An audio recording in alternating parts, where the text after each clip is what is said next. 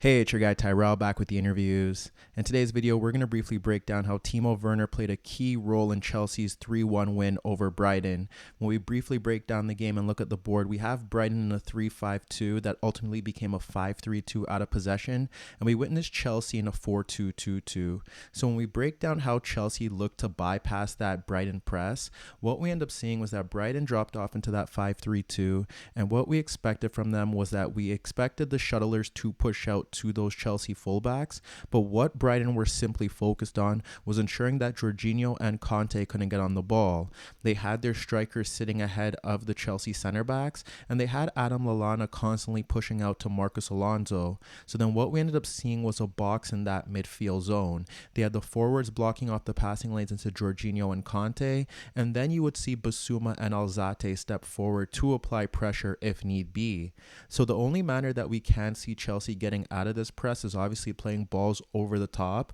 or having Havertz and Ruben Loftus-Cheek drop off into deeper positions to ensure that they had more numbers in that midfield zone. We did see that on the rare occasion, but it was shocking that we didn't see them move into those zones on a consistent basis. So with Brighton's pressure ensuring that Chelsea couldn't build out of that midfield zone, they had two options. They could obviously play balls over the top into the path of Werner and try to get him in behind, and that looked to be the key theme for Chelsea by having Ruben Loftus-Cheek dropping off into deeper zones to obviously win aerial duels for flick-ons or to drag out center back so that Werner could break in behind, and there were times where we saw Havertz looking to break off Sully March. But what we ended up seeing from Chelsea was that they witnessed a all-round performance from Timo Werner in that opening half, and frankly they should have put the game out of sight. Whether it be Werner dropping off deeper to receive passes from Reece James, there was one example in particular where James played the ball into Werner dropping off a bit deeper, and he played the pass into Loftus-Cheek ahead of the back five. But rather than looking to play the ball into Havertz darting between March and Webster, we ended up seeing Loftus-Cheek square the ball into the path of James pushing forward. And there was another example where we saw Jorginho playing a pass into Werner dropping into that midfield zone, and he was able to evade White's challenge, and when he should be playing a pass into Loftus-Cheek into the box, he ended up playing a loose pass into Dunk. And the other manner in which Chelsea did look to bypass that Brighton press was to play long balls into Loftus-Cheek, but he struggled to win aerial duels against the Brighton backline. And when they ended up playing those balls over the top, what we ended up seeing from Werner was that he often started his positioning a few yards deeper than Loftus-Cheek or Ross Barkley, who replaced him. And what we ended up seeing was that it allowed him the ability to have a running start to break in beyond that Brighton defense. However, when those passes were played over the top, Loftus-Cheek's flick-ons were tame, or Loftus-Cheek and Barkley simply couldn't flick the ball into the path of Werner. However, Werners Impact was documented in the opening stages of this game when he ran offside twice in the opening 10 minutes, and that highlighted his overall threat by playing off the last shoulder. What we ended up seeing was that initially it was James looking to scoop a ball over the Brighton defense for Werner, and Werner's initial position is deep just ahead of White, but with Loftus-Cheek dropping deeper to pull out Webster, that allows more space for Werner to dart between Dunk and Webster, but again he ran offside. And shortly after that, what we ended up seeing was that Alonso was able to receive the ball in that left channel, and with Mount occupying Lamptey, what we saw from Werner was that he darted in between White and Dunk to dart into that left channel, but again he ran offside. But it highlighted the threat that Werner posed that Chelsea ultimately lacked last season up front. Shortly after that, from a deeper position, with Christensen clearing his lines, you end up seeing Mount guide the ball into Werner darting in between Lamptey and Dunk, and he ends up taking his first touch beyond half and then sliding the ball across White into Alonso breaking forward,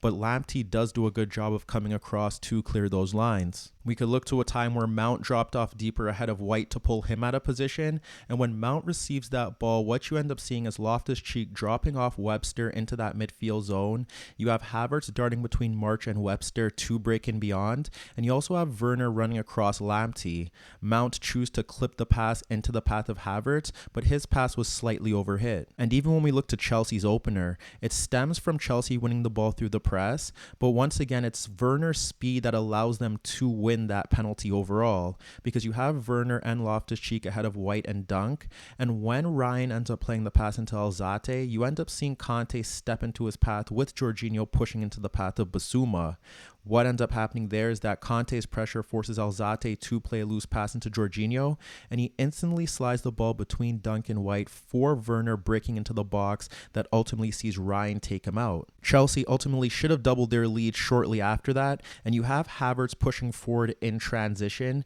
and what you end up seeing is Werner darting off White's shoulder to break him beyond the Brighton defense. Havertz unfortunately slides the ball between Webster and Dunk into the right channel when he should be clipping that ball over the top for Werner to break in free 1v1, and that forces Werner to pick up the ball across the pitch, and then he was faced in a 1v2 and his shot was blocked. And in the latter stages of that first half, what you end up seeing is Conte clipping a ball out to Werner in that right channel, and he's able to poke it across Dunk and split Zouma to play in Ruben Loftus-Cheek in a 1v1 situation with White. That's where you end up seeing Werner's speed emerge. He ends up picking up space ahead of Zouma, running beyond him and breaking into that Brighton half to create a 2v1 situation. But when Loftus-Cheek is looking to play the pass into Werner to set him free on goal, he plays his pass into White and Brighton are able to clear their lines. But as you can see, Werner's ability to pick up speed in those deeper positions and break and beyond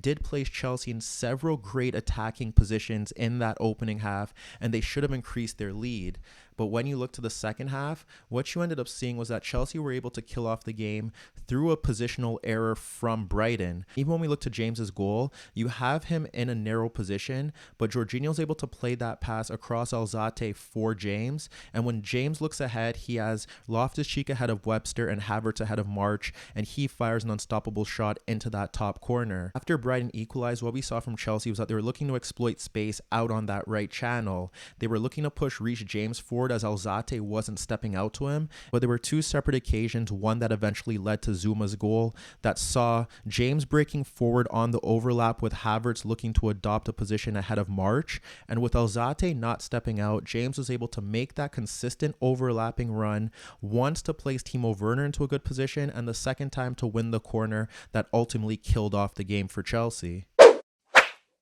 Hi everybody, thanks for watching and subscribe here for your latest tactical analysis and daily commentary on the InnerViews show. And if that wasn't enough, don't forget you could find more organic, unfiltered soccer/football analysis on the InnerViews podcast, the best soccer/football podcast in the world, available on iTunes, Spotify, iHeartRadio, Spreaker, and any Android apps on your Android devices.